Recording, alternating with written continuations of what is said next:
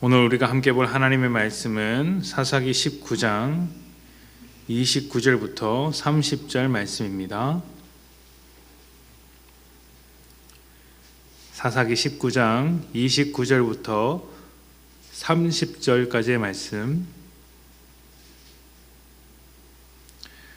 19장 29절부터 30절 제가 봉독합니다.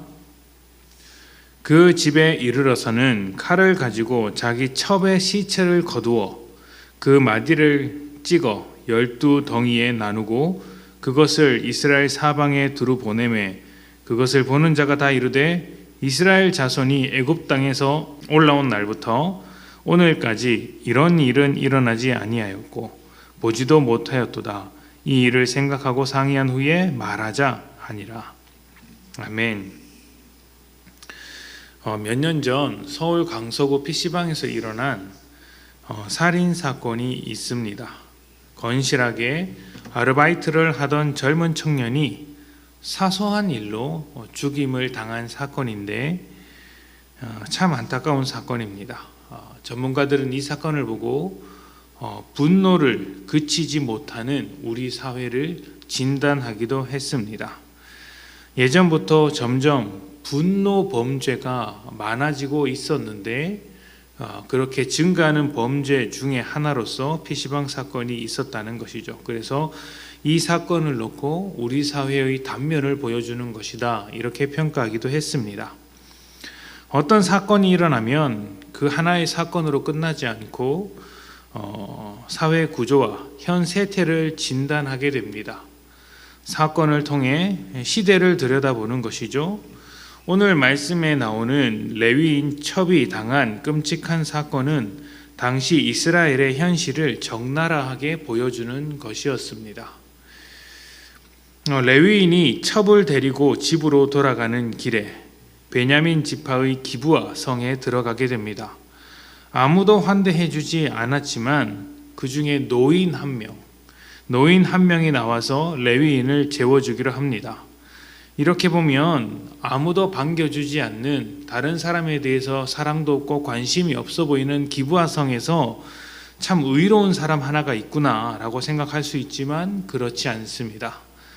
노인의 집에서 레위인이 쉬고 있을 때 성 안에 있는 불량배들이 와서 문을 두드립니다. 그들은 레위인을 데려다가 관계하겠다고 이야기합니다. 이것이 이제 동성간 행위를 이야기하는 것인데 그것도 강제로 한두 사람이 아니라 무리가 와서 하겠다는 것이죠. 참 극악무도한 일이 벌어지고 있는 것입니다. 노인은 이러한 불량배들을 말립니다. 그러면서 망령된 일, 하나님이 보시기에 망령된 일, 신성모독에 가까운 일을 하지 말라고 이야기를 합니다.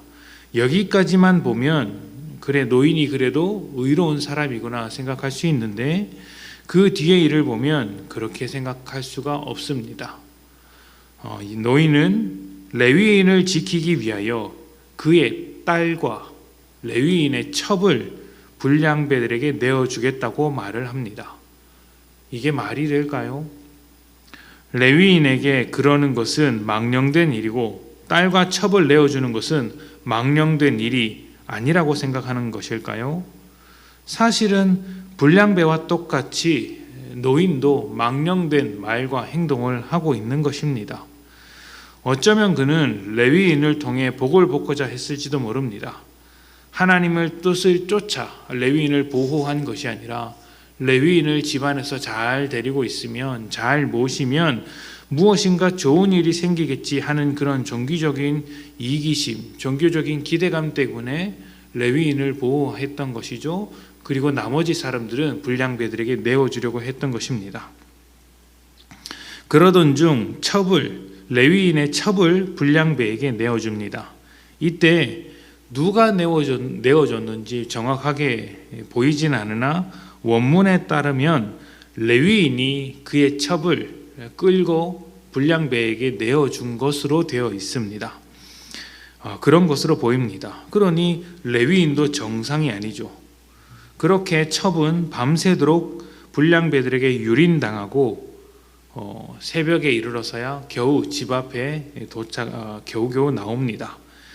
아침에 일어난 레위인이 문지방에 겨우 손을 올린 채 쓰러져 있는 여인을 발견하게 됩니다. 그리고 말하기를 일어나서 집으로 돌아가자, 이렇게 말을 하는 것이죠. 이게 정상적인 상황일까요? 밤새도록 여인이 무슨 일을 당하고 있었는지 레위인은 알고 있었습니다. 그런데 레위인은 잠을 잤습니다. 잠을 자고 아침에 일어난 것이죠.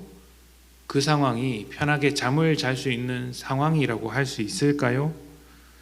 이런 것만 봐도 참 말이 안 나오는데, 아침에 일어나서 여인에게 말을 겁니다. 말씀에는 시체라고 해서 죽은 것처럼 표현이 되어 있는데, 원문을 보면 죽어 있는지 살아 있는지 정확하게 알 수 없는 상태입니다. 그냥 쓰러져 있는 것이죠. 레위인은 그 여인을 나귀에 태워 집으로 돌아갑니다. 그리고 그곳에서 아주 엽기적인 행위를 벌이죠. 살았는지 죽었는지 정확하게 알 수 없는 여인을 12마디로 잘라 온 이스라엘에게 보냅니다. 이 사건은 모든 이스라엘 사람들에게 굉장한 충격이었고, 이 일을 처리하기 위해 모이게 되는 것이죠. 하나님은 언제나 약한 자를 보호하라고 하셨습니다. 나그네를 돌보아야 하는 것도 이스라엘 백성의 의무였고, 고아와 과부를 보살펴야 하는 것도 하나님의 말씀을 따르는 이스라엘 사람들의 의무였습니다. 그런 것처럼 아버지나 왕이나 지도자들은 그에게 속한 사람들을 보호해야 했습니다. 그런데 기브아성 사람들도 나그네를 대접하지 않았고, 그리고 노인들도 그 집안에 들어온 사람들을 보호하지 않았고, 레위인도 그의 첩을 보호하지 않았습니다. 그 어떤 사람도 하나님의 말씀을 따르는 모습이 없더라는 것이죠. 아무도 하나님을 생각하지 않습니다. 그리고 이것은 한두 사람의 문제가 아니라 모든 이스라엘이 가지고 있는 문제라고 할 수 있는 것이죠. 하나님을 떠나 살아가는 모든 사람들은 죄의 구렁텅이에 빠집니다. 그리고 그 구렁텅이에서 허우적거릴수록 더 깊은 죄로 빠져들게 됩니다. 그리고 이것은 세상이 날마다 악해지는 이유입니다. 세상이 하나님의 반대편으로 달려갈 수밖에 없는 것은 죄의 구렁텅이에서 죄를 향하여 열심을 내고 있기 때문입니다. 그것이 죄인지도 모른 채 그렇게 하고 있더라는 것이죠.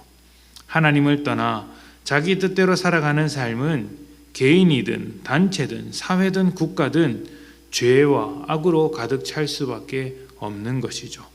그것이 지금 이스라엘의 현실입니다.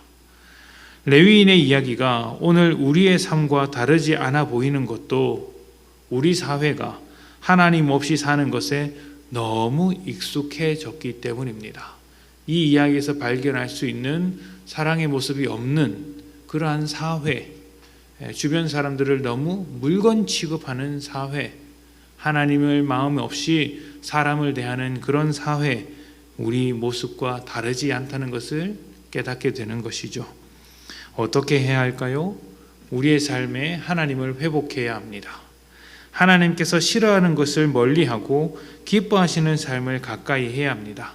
하나님은 사람을 복되게 하시는 분이십니다. 그 뜻에 맞춰서 살아가는 것이죠.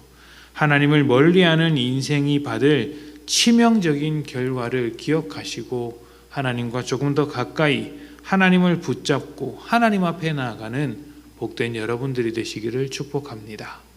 함께 기도합시다.